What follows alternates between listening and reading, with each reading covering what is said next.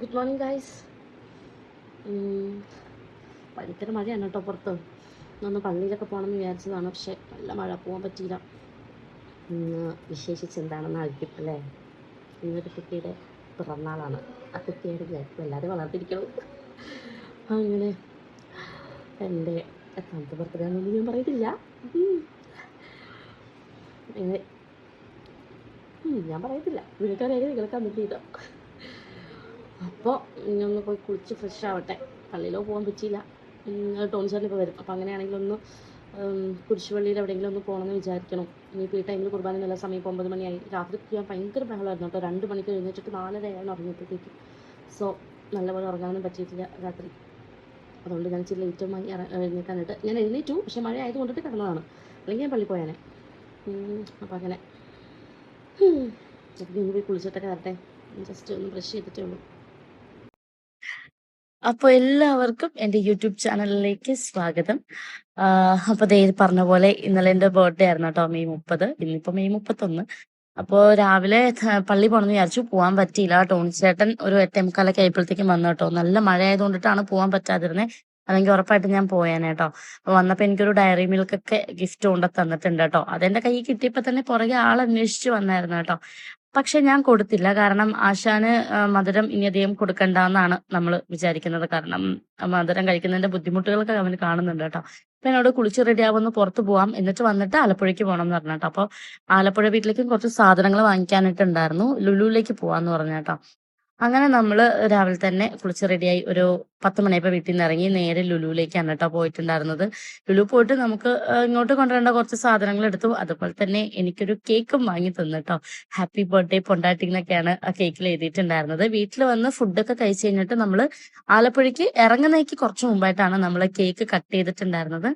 അപ്പോൾ നമ്മൾ പ്രാർത്ഥനയൊക്കെ ചൊല്ലി അപ്പച്ചനും അമ്മച്ചിയും ടോണിച്ചേട്ടനും മോനും മാത്രമേ ഉണ്ടായിരുന്നുള്ളൂ കേട്ടോ. വേറെ ആരും ഉണ്ടായിരുന്നില്ല, ഉച്ച സമയമായിരുന്നല്ലോ. അങ്ങനെ നമ്മള് കേക്കൊക്കെ മുറിച്ചു കേട്ടോ. കേക്ക് മുറിക്കാനിരുന്നപ്പോൾ ഒരാളിങ്ങനെ നോട്ടമായിട്ട് ഇരിക്കുകയാണ് കേട്ടോ, കേക്കിൽ പിടിവീഴാൻ വേണ്ടിയിട്ട്. അവനെ പേടിച്ചിട്ട് കയ്യിലെടുത്ത് പിടിച്ചിട്ടാണ് കേട്ടോ പ്രാർത്ഥനയൊക്കെ ചൊല്ലിയത്. അങ്ങനെ കേക്ക് മുറിച്ചു. ഞാൻ അവന് കൊടുത്തിട്ട് അവനോട് എനിക്ക് തരാൻ പറഞ്ഞിട്ട് അവൻ തരുന്നില്ല. അവൻ്റെ വായിലേക്ക് തന്നെ വെക്കുന്നു. കിട്ടില്ല എന്ന് മനസ്സിലായപ്പോൾ ഞാൻ തന്നെ കഴിച്ചു കേട്ടോ. അങ്ങനെ ഫസ്റ്റത്തെ കേക്ക് മുറി കഴിഞ്ഞിട്ടുണ്ട് കേട്ടോ.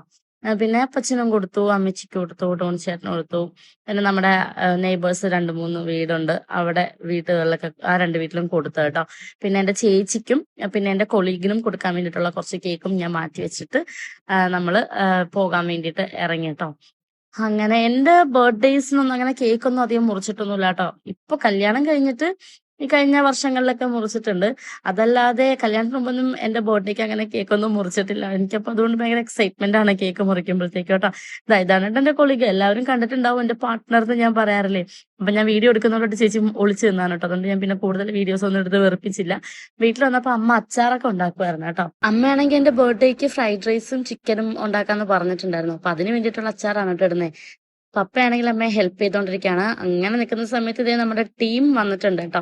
ഇവരില്ലാതെ നമുക്ക് ഒരു ആഘോഷവും ഇല്ല കേട്ടോ. അപ്പോ മിലനും ലെനയും അലിയും അമ്മു എല്ലാവരും കൂടിയാണ് കേട്ടോ വന്നിട്ടുണ്ടായിരുന്നത്. അപ്പൊ അവര് വന്നിട്ട് ഒരു 9:30 ആയപ്പോഴത്തേക്കാണ് നമ്മൾ കേക്കൊക്കെ മുറിച്ചത്.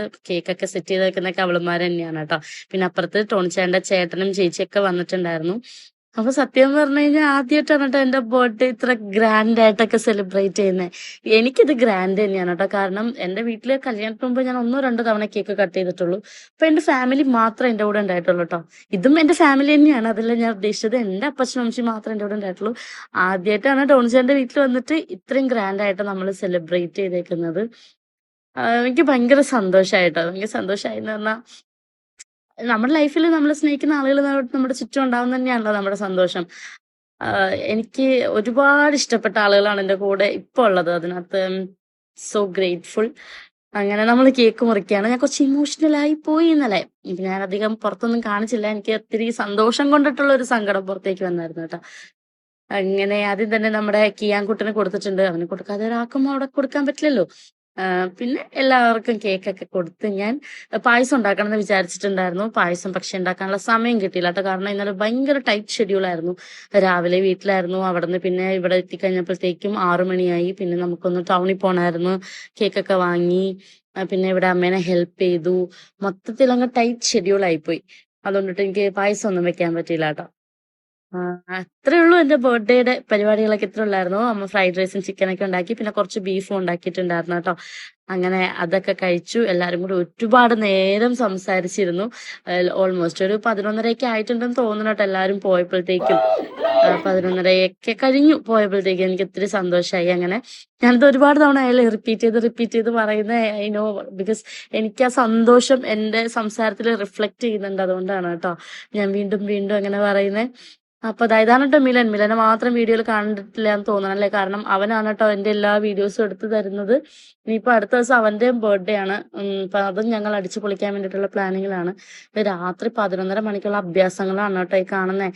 ഇനി ഇതുങ്ങളെയൊക്കെ കൂടെ തൂത്തുവാരി ഞങ്ങൾ വണ്ടിക്ക് കൊണ്ടുപോയി അവിടെ ആക്കി കൊടുത്തിട്ടുണ്ട് കേട്ടോ. രാത്രി ഒറ്റയ്ക്ക് വിടണ്ടല്ലോ. അപ്പൊ അത്രേ ഉള്ളൂ എന്റെ വീഡിയോ. Tata bye bye, see U.